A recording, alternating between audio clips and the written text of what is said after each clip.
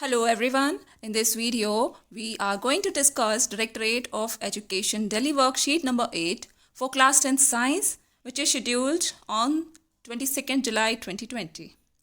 Dear students, in this worksheet, we are discussing acids, bases and salts. In the last worksheet also, we have done the characteristics of acids and bases and how the salts are formed. How can we identify whether it is an acid or a base using different indicators. Okay, now in this video, we are taking chemical properties of acids and bases. Let's start. First of all, we are taking reaction of acids with metals. So, dilute acids like hydrochloric acid, that is HCl, and sulfuric acid, that is H2SO4. They react with more reactive metals like zinc, iron to evolve hydrogen gas. So dear students, in the reaction of acids with metals, there is the formation of salt and hydrogen gas. ये बात आप याद रखें कि जो metal है उसका जब एसिड के साथ रिएक्शन होता है तो वो हमेशा सॉल्ट और हाइड्रोजन गैस प्रोड्यूस करते हैं. ठीक है बच्चों, ये एक जनरल रिएक्शन है. कभी भी जब मेटल्स का रिएक्शन एसिड्स के साथ होता है तो salt and hydrogen gas are formed. Okay, if we take an example of zinc with an acid sulfuric acid. Okay, the reaction of zinc granules with dilute H2SO4 gives zinc sulfate, that is zinc sulfate and hydrogen gas. This is in the form of hydrogen gas. Okay, so how can we identify whether this gas is hydrogen gas or not? So there is an experimental setup which clarifies it. Okay, in this setup, the gas evolved from this tube.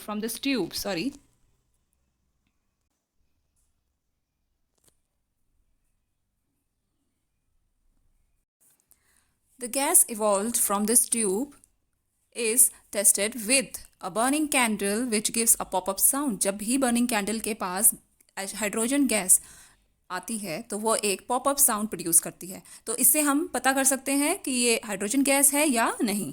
Okay students, सो आपने देखा कि metals के साथ में जब acids का reaction होता है तो क्या क्या फॉर्म होता है. एक सॉल्ट प्रोड्यूस होता है और हाइड्रोजन गैस होती है. ठीक है, अब हम बात करते हैं नाइट्रिक एसिड की, that is HNO3. Nitric acid does not produce H2 gas with metals accept magnesium, that is Mg, and manganese Mn. Okay, तो नाइट्रिक एसिड जो है वो प्रोड्यूस नहीं करता है हाइड्रोजन गैस मैग्नीज और मैग्नीशियम के साथ. ये एक एक्सेप्शन है, इसको आप याद रखेंगे. Okay, now the reaction of acids and bases with metals की एक हम इसमें एक पिक्चराइजेशन भी आपको किया गया है जहाँ पे एटम्स को colourful boxes, triangle, squares, circle इसके साथ दिखाया गया है ताकि आपको ये और कॉम्प्रिहेंसिव हो जाए. व्हेन अ मेटल, इसको देख लेते हैं एक बार. When a metal reacts with a dilute acid, a salt and hydrogen gas are formed. Okay, जब भी मेटल का रिएक्शन होता है किसी डाइल्यूट एसिड के साथ तो salt and hydrogen gas are formed.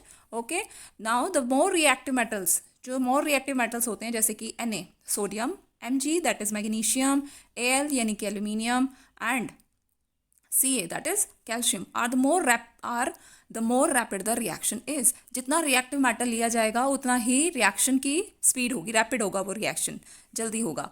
The less reactive metals में कौन कौन आते हैं. कॉपर आता है, दैट इज Cu, Ag यानी कि जेंटम यानी कि सिल्वर, और Hg यानी कि hydrargyrum, that is our mercury. Will not react with dilute acids. और जो ये लेस रिएक्टिव मेटल्स हैं वे डाइल्यूट एसिड से कभी भी रिएक्शन नहीं करेंगे. ओके, अब यहाँ एक रिएक्शन को आपको पिक्चराइजेशन फॉर्म में दिखाया है. जिंक के एटम को सर्कल से दिखाया है. ओके, हाइड्रोजन एटम जो हैं वो इसमें ट्राइंगल शेप से हैं, और Cl यानी कि क्लोरीन के जो हैं एटम्स वो ग्रीन स्क्वायर से दिखाए हैं.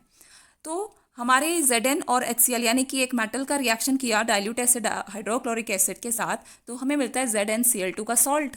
इसमें क्या है, जिंक का एक एटम है. ठीक है, जिंक का एक ही एटम इसमें यूज़ किया और क्लोरीन के 2 एटम जिंक के साथ अटैच हो गए, तो दैट इज ZnCl2. और hydrogen gas is evolved. Hydrogen के जो एटम हैं उनको ट्राइंगुलर शेप से दिखाया है, तो ये हाइड्रोजन के 2 एटम जो हैं वो इस तरीके से जुड़ गए हैं. ओके, तो ये है रिएक्शन. जब भी रिएक्शन होता है एसिड्स और बेसिस का, ये बात याद रखें कि कोई सॉल्ट बनता है और H2 गैस यानी कि hydrogen gas is formed.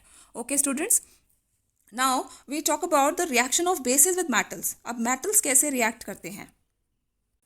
Strong bases react with active metals. Strong bases always react with active metals to produce hydrogen gas. जब strong bases active metals के साथ, active metals हम इसमें ले रहे हैं, ओके, तो active metals के साथ वो भी हाइड्रोजन गैस जो है प्रोड्यूस करते हैं. जैसे कि हमने लिया जिंक और NaOH, sodium hydroxide, this is a base, and जब इसका रिएक्शन होता है तो हमें एक सॉल्ट मिला Na2ZnO2, that is sodium zincate, and hydrogen gas is evolved, hydrogen gas भी बनती है. तो ये है मेटल्स का बेस के साथ में रिएक्शन. ओके स्टूडेंट्स, अब हम बात करते हैं मेटल ऑक्साइड और नॉन मेटेलिक ऑक्साइड्स के साथ में एसिड्स और बेसिस का रिएक्शन. तो first of all, yes, acids react with metallic oxides, basic oxides. ठीक है, मेटेलिक ऑक्साइड्स को ही क्या बोला जाता है? Basic oxides, to form salt and water. तो एसिड्स जब भी मेटेलिक ऑक्साइड्स के साथ में रिएक्ट करते हैं तो सॉल्ट एंड वाटर ही बनता है. क्यों, ऐसा क्यों है? क्योंकि मेटेलिक ऑक्साइड्स जो होते हैं वो बेसिक होते हैं. जब वो वाटर के साथ में इनका कोई एक्वस सोल्यूशन होता है तो ये वहाँ पर OH- आइंस रिलीज करते हैं, और उसका मतलब क्या है कि that is a basic, that is basic in nature. तो मेटेलिक ऑक्साइड्स जो होते हैं वो ऑलवेज बेसिक ऑक्साइड्स कहलाते हैं, वो बेसिक इन नेचर होते हैं. तो वही बात आ गई कि जब एसिड हो गया और एक बेस का रिएक्शन हो गया, क्योंकि मेटेलिक ऑक्साइड तो बेस है, इन दोनों का रिएक्शन होगा तो obviously salt and water will form. Okay students, that is also called a neutralization reaction, in which in a reaction in which acids and bases are reacted, so that is salt and water is forming in this reaction, so this reaction is called neutralization reaction. ठीक है, तो एक general reaction दे दिया आपको, metallic oxide plus acid give salt and water. Okay, एक example है calcium oxide. ये कैल्शियम मेटल का ऑक्साइड है, that is metallic oxide which will be basic in nature, याद रखिए. Okay, and it will react with hydrochloric acid to give CaCl2 का salt. ठीक है, calcium chloride, salt and water. Now we will discuss how bases react with non-metallic oxides. So bases, when bases reacts with non-metallic oxide, these non-metallic oxides always called acidic oxide also. तो acidic oxides क्यों हैं ये? क्योंकि वही चीज़ आ जाएगी जैसे metallic oxide basic in nature है, उसी तरीके से नॉन मेटेलिक ऑक्साइड्स जो हैं वो एसिडिक इन नेचर होते हैं, क्योंकि वो एक्वस सोल्यूशन में क्या करेंगे? हाइड्रोजन आयंस रिलीज करते हैं. तो टू बेसिस जो होते हैं वो जब भी नॉन मेटेलिक ऑक्साइड्स के साथ में रिएक्शन करेंगे वो भी एक न्यूट्रलाइजेशन रिएक्शन होगा बच्चों, क्योंकि bases will are reacting with acids. Okay, क्योंकि नॉन मेटेलिक ऑक्साइड्स के साथ में बेसिस का रिएक्शन सेम उसी तरीके से है जैसे एसिड और बेस का रिएक्शन. तो this reaction will also called neutralization reaction. एक जनरल रिएक्शन देख लेते हैं कि नॉन मेटेलिक ऑक्साइड्स जो होते हैं वो बेस के साथ जब रिएक्ट करते हैं तो सॉल्ट एंड वाटर मिलता है. ये बात आप देख रहे होंगे कि नॉन मेटेलिक ऑक्साइड जो है वो एक एसिड का काम कर रहा है यहाँ पे, और एसिड हो गया, बेस हो गया, और फिर तो इसका जो प्रोड्यूस होगा वो क्या होगा? Salt and water also. ठीक है, okay. Now we take an example, that is CO2. Carbon एक नॉन मेटल है, उसका ऑक्साइड लिया है, यानी कि ये नॉन मेटेलिक ऑक्साइड है और जो कि एसिडिक इन नेचर होगा, that is acidic in nature, and we are taking CaOH2, calcium hydroxide, that is the base. Then they will react and form CaCO3. Okay, that will be a salt and water. समझ गए बच्चों? तो ये reactions हैं. अब सीधे चलते हैं क्वेश्चंस की तरफ. अब ये जो क्वेश्चंस दिए हैं ना बेटा, ये थोड़े से कॉम्प्लेक्स हैं क्योंकि इसके अंदर आपको रिएक्शंस बहुत सारे देने हैं. तो first question is right chemical reactions of iron Fe, magnesium Mg, and calcium Ca, and hydrochloric with hydrochloric acid and sulphuric acid. तो आपको इन सभी मेटल्स का, आयरन, मैग्नीशियम, कैल्शियम का रिएक्शन देना है हाइड्रोक्लोरिक एसिड के साथ भी और सल्फ्यूरिक एसिड के साथ भी. ठीक है, चलिए आ जाए, इसको हम देख लेते हैं एक बार.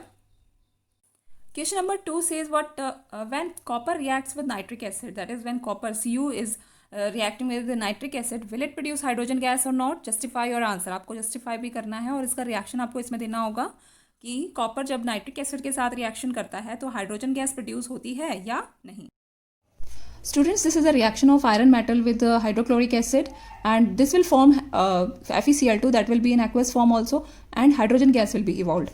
तो आयरन जो होगा सॉलिड फॉर्म में होगा और हाइड्रोक्लोरिक एसिड भी एक्वस फॉर्म में होगा. We have to balance this equation, that is FeCl2, there are 2 atoms of chlorine and there is also, so this is balanced equation. In the second reaction, iron will react with the sulfuric acid. We have to give reactions with 2 acids, hydrochloric acid and sulfuric acid.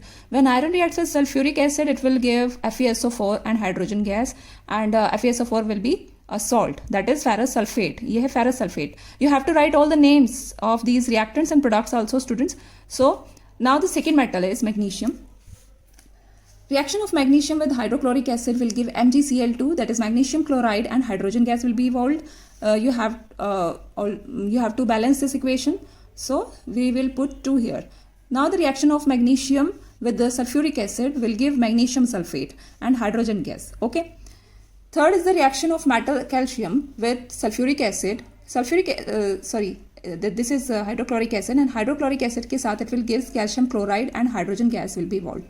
Secondly, calcium and sulfuric acid reaction will give calcium sulfate and hydrogen gas. Okay, now come to the third question.